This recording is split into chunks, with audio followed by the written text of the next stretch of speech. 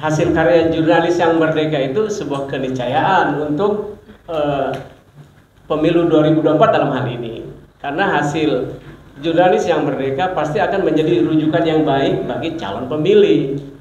But begitu ya, the question is, adakah atau masih adakah jurnalis yang merdeka? Itu kan pertanyaannya sekarang. Merdeka itu mudahnya kalau diperhadapkan tuh dengan biasanya orang merdeka, orang yang jadi budak gitu kan. Agak kasar saya ngomong ya. Ada orang yang merdeka, orang bebas, dan orang yang jadi budak. Budak apa aja, kalau zaman dulu perbudakan. Jadi biasanya begitu jadi orang budak, kan jadi tidak merdeka, dikendalikan oleh para pemiliknya, para penguasanya. Ya sekarang makanya pertanyaannya, adakah atau masih adakah jurnalis yang merdeka? Itu kan tantangan kita. Atau sudah jurnalis mulai meleburkan diri dengan perhelatan para pihak itu, tidak merdeka lagi. Jadi faktanya menunjukkan bahwa satu ya kan, dunia industri media kita juga sudah banyak yang terlibat dengan politik ya. Beberapa pemilik media bahkan ikut serta secara terbuka dalam politik, memiliki partai politik, bahkan teman-teman juga banyak yang menjadi profesional politik ya kan, embedded dengan tim ses ya. Nah hal-hal demikian jauh itu dari jurnalis merdeka sebetulnya. Begitu. Jadi kalau ngomongin jurnalis merdeka, pertanyaannya kemandirian si wartawannya dan industri si medianya. Adakah masih yang begitu? Ya, apakah medianya media merdeka atau yang sudah terikat dengan, dalam tanda petik ya, perjanjian politik ya. Seperti saya dosen, normatifnya kan tetap terkena dengan kewajiban kita ini tidak boleh berpihak kemana-mana. Artinya secara metodologis kita lurus di situ. Secara normatif media juga dituntun dan dituntut metodologi jurnalis kan begitu ya.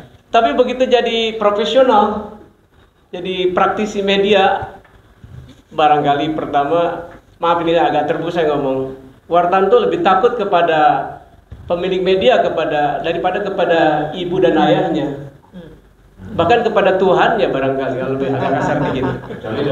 Dan jangan sedih ya, itu bukan hanya di tanah air ya, ini udah fenomena di seluruh dunia ya. Jangan dibilang sebuah media yang sudah terkenal di muka bumi ini, sebut aja media mana gitu, itu sama aja dengan kita juga gitu. Makanya teman-teman sekalian hadirin, saya sebagai akademisi peneliti di kampus begitu, saya melihat isi media itu tidak memihak kepada yang manapun, tapi saya menempatkan pada version. Oh ini versi media ini, ya begitulah. Jangan ada klaim, oh ini lebih objektif dari yang lain. Enggak ada gitu. Ini versi koran K, ini versi koran B, terus gitu aja. Karena dengan menempatkan sebagai version, jadi kita juga tenang gitu. Oh ini versinya TV A, ini versi TV B. Dia yang bertanggung jawab atas versi-versinya. Dan kita sebagai konsumen media jadi menjadi konsumen yang merdeka. Oh berarti yang merdeka konsumen? Harus dong. Kalau kita ini tidak menjadi konsumen media yang merdeka, masa di-drive oleh media? Enak banget kita di-drive oleh media. Karena keputusan itu ada di redaksi atau ada kita sebagai pemilih. Kalau ada kaitan dengan pemilu, Bang Istan. Kan kita yang harus merdeka. Makanya konsumsi aja, mau YouTube kah, mau podcast kah, mau media manapun baca aja. Tapi jadilah pembaca yang merdeka. Jadi kalau dikatakan Prof. Ibnu tadi bahwa kemerdekaan jurnalis itu sekarang tidak ada atau kita katakan terpasung, sudah benar. Karena mulai terkotak-kotak. Wartawan memiliki kepentingan politik baik jangka pendek, menengah maupun panjang. Maka lebih takut dia kepada pemilik. daripada yang punya kepentingan itu wartawannya atau pemiliknya. dua-dua punya kepentingan. Wartawan memiliki kepentingan bagaimana dia dapat cuan, ya. Sementara pemilik memiliki kepentingan bagaimana menjadikan media sebagai alat politik untuk melegitimasi kepentingan politik dia yang mengarah pada kepentingan industri. Jadi udah diatur kita. Bahkan sekarang ini industri pers kita ini, jurnalis ini lebih berbahaya. Dewan pers dikuasai kelompok-kelompok tertentu. Nah, jadi kalau kita mengaitkan dengan peran jurnalis merdeka untuk pemilu 2024, itu yang harus kita gugah. Apakah jurnalis merdeka itu masih punya hati, punya idealisme untuk membangun bangsa ini sehingga demokrasi bagus, pelaksanaan pemilu secara jurdil, ya kan? Kemudian bisa mengawasi, itu yang terpenting. Tapi saya lihat udah terkotak-kotak. Ini ada 3 capres. Ada wartawan pro sana, ada wartawan pro sana, ada wartawan pro sini. Dan itu bukan sekarang, udah dimulai dari 2014.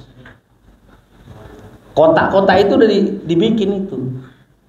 Nah, kalau ada yang tidak mengakui itu, berarti dia tidak jujur, bukan jurnalis merdeka.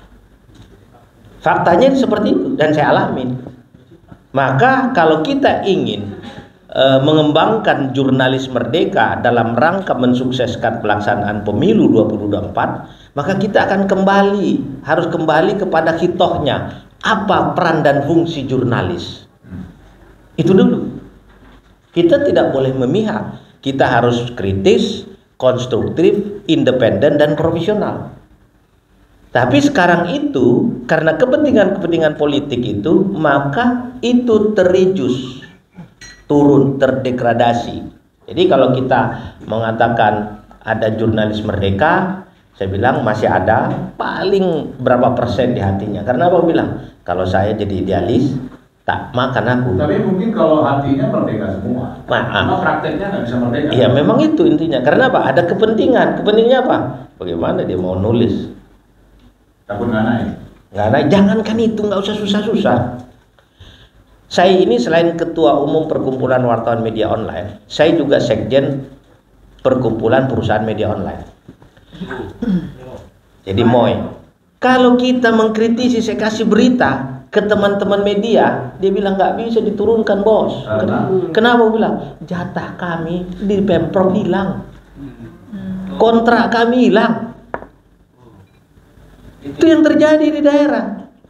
Maka kemudian kenapa ada protes-protes dari perusahaan atau media-media lain terhadap akreditasi? Harus akreditasi Dewan Pers baru boleh dari sana. Itu yang kita protes. Tidak ada. Pemda tak ada urusan dengan urusan media. Dari zaman ke zaman memang kemerdekaan jurnalis atau kemandirian jurnalis selalu menjadi tantangan. Mungkin karena memang orang tahu bahwa pena itu lebih tajam daripada pedang. Jadi sehingga kadang-kadang semua pihak, zaman Belanda pemerintah kolonial ingin mengkooptasi media pers. Zaman Jepang begitu. Zaman Bung Karno ketika awal-awal saja memang kemerdekaan pers terasa. Begitu dia putuskan untuk membuat demokrasi terpimpin, itu juga jadi masalah. Jadi memang dari masa ke masa selalu ada usaha untuk mengkooptasi media untuk kepentingan penguasa, terutama untuk kepentingan penguasa dan sekarang pengusaha. Perubahannya itu terasa sebenarnya yang disebut Mas Yusuf tadi, terasa di era setelah pers itu menjadi bisnis, pelakunya bisnisnya. Dulu zaman kami 80-an itu pemimpin media rata-rata itu memang dulunya itu wartawan. Memang dulunya dia jurnalis. BM Dia, Assegaf, Yakub Utama, Pak Harmoko, hampir semua pemimpin media itu ketika mudanya berasal jadi jurnalis. Sehingga memang kebebasan yang disebut tadi memang lebih terasa karena memang pimpinannya dari situ. Itu berbeda dengan perkembangan sekarang di mana memang pemilik-pemilik media banyak yang tidak punya latar belakang media, tidak pernah jadi jurnalis, tiba-tiba bisnismen. Sehingga memang kesadaran untuk memberikan kepada wartawan kebebasan, kemandirian itu tidak sebesar dulu. Walaupun sebenarnya kemandirian yang diberikan juga bukan benar-benar mandiri. Yang disebut karya jurnalistik itu sekarang ternyata bukan hanya produknya jurnalis. Ada karya jurnalistik yang dibikin oleh orang-orang yang bukan berprofesi jurnalis. Dan makin lama makin banyak. Dan sekarang teknologi memungkinkan bahkan kita semua punya media. Dan itu sudah terasa sekarang ketika saya sama Mas Haris ketemu dengan teman-teman di Tangerang. Baru kita berkenalan. Nyelonong waktu itu nggak lewat izin sama kita nyelonong bertemu dengan 20-an orang lalu saling memperkenalkan diri. 20-20-nya Pemret. Jadi yang pilih saya ternyata. Saya wartawan di Kompas bertemu dengan seluruh Pemret dan seluruh pemilik media. Jadi memang sekarang ini itu menjadi niscaya. Semua orang bisa punya media.